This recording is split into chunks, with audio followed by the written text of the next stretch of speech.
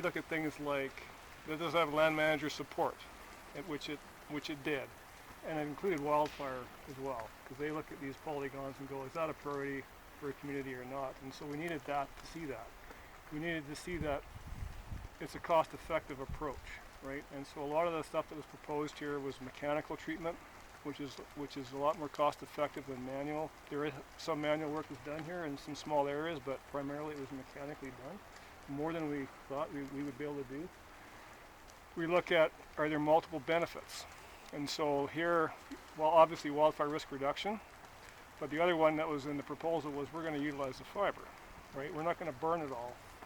So that, you know, the saw logs that came off of here from the harvesting, that went as normal. But all the other lower grade fiber, like the pulp fiber, the residual, the biolog fiber after that also was able to be utilized. And some of that was done through partnerships with other FEST proposals that we have out there as well that are focused on utilization. And so that whole multi-objective thing is another key piece. We look at what's the likelihood of success, right? And so we look at the partners that are involved, and we go, pretty comfortable that they're going to be able to deliver on this. They've got support, they've got a good team in place. So we have a process of adjudication. And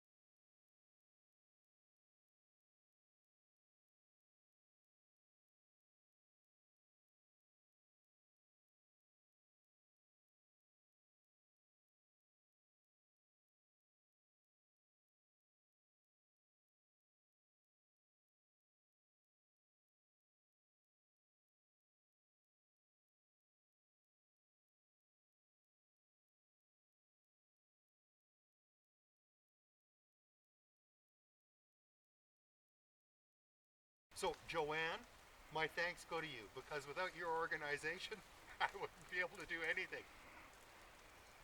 Pat, you and your staff have provided the flexibility that has allowed us to try new things. And baby, when we started this 3 years ago, this was new.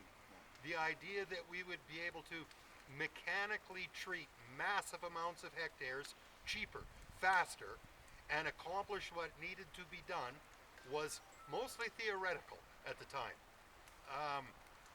These treatments were some of the first of that nature happen, and obviously FEST, because they provided the dinero to make it happen.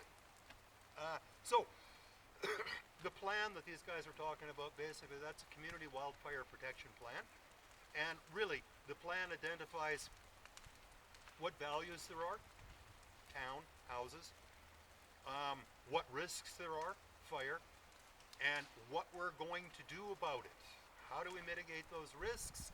And the wildfire protection plan is kind of the mothership that all of the rest of the stuff falls under. It's 2 ways out of a community, good. It's one of the first things we look for when we're putting these plans together. Can people get away in 2 directions?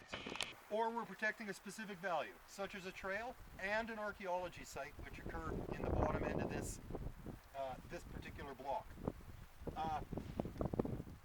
Just the area in red, over 300 hectares has been treated. The area in green, the hand treatments, about 40 hectares. But I mean, again, if it wasn't for 2017 fires, this would have been a lot harder to do. It wouldn't have been as easy to organize and as easy to get in and get the public. That's right. Have the public on board. I mean, 2017 woke us up, and 2021 gives another big wake-up call, I'll tell you.